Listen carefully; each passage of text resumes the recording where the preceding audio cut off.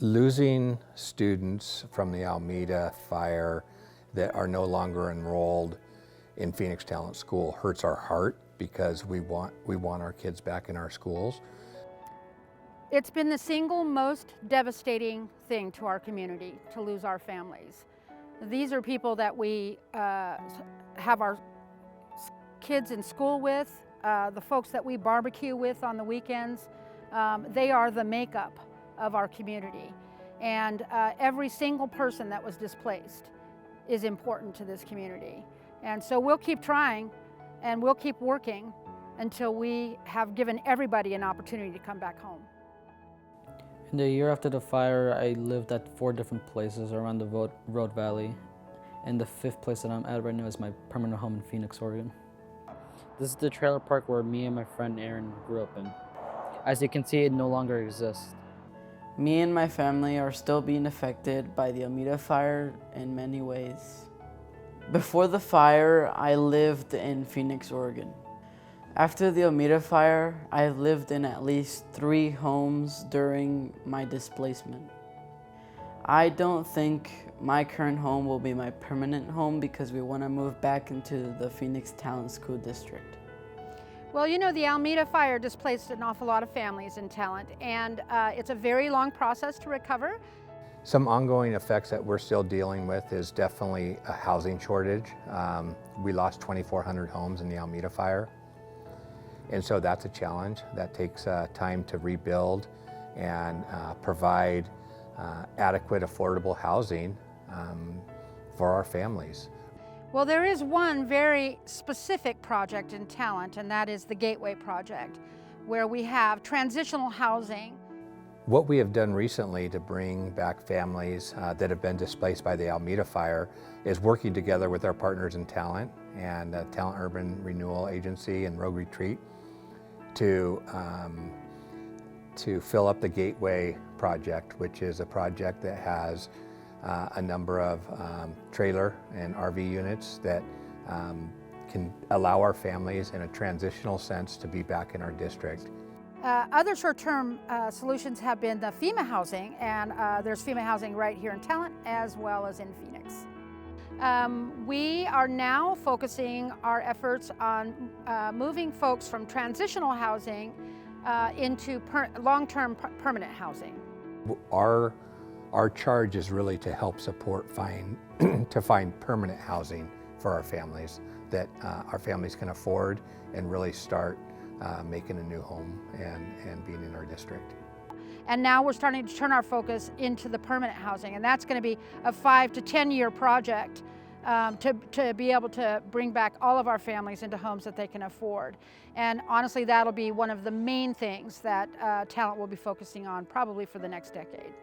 My biggest concern relating to all of this is that there are still families out there that haven't got help with permanent housing, like my friend Aaron. Through a lot of work, and our partners were a big part of this, we've been able to really bring back about half of the 700 students that were displaced. It doesn't mean that they are living necessarily in our boundaries, but we are committed to ensuring that they have transportation to and from school. And we look forward to increasing that number. Every day I spend at least 3 hours in buses. It takes about 3 hours in total to get to and from school every day. It takes this long because I live next to the Table Rocks, and thanks to Superintendent Branberry, who made a deal with another school district, I ride 2 buses, and the first one drops me off at the Jackson County Expo. Then the second one picks me up from there and takes me to school. I've moved 3 times, and my biggest concern is moving farther away from my friends, which is causing my friendship to fade. Displaced families like Aaron's will always have a home in Phoenix Talent Schools. We are committed to that, whether they have an opportunity to move back into our district boundaries or not.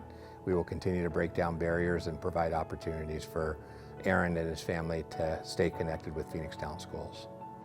Well, I know that the elected leaders in the community right now are dedicated to not quit until everybody has an opportunity to come back home.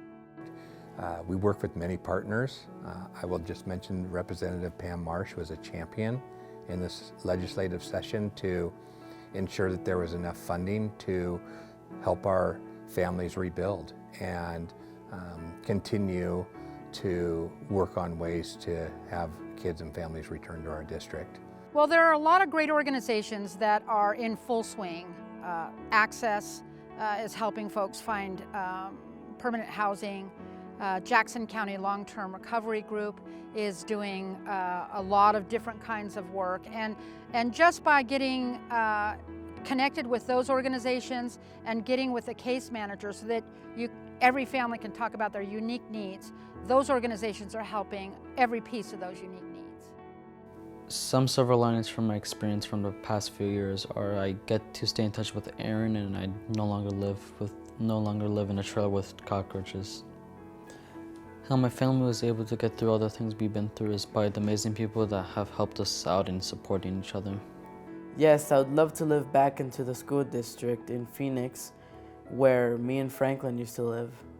Living in the community where I grew up in is really important to me because all my friends and the places I've made memories with are all waiting there for me. My hope for the future is that families like Aaron's are able to come back home. We will never give up efforts to support our displaced families. We know if that's a desire for them to move back into our district, we will try to break down every barrier for that. And we know we're in it for the long haul. It's not just a 1 or 2 year effort, it is a decades long effort.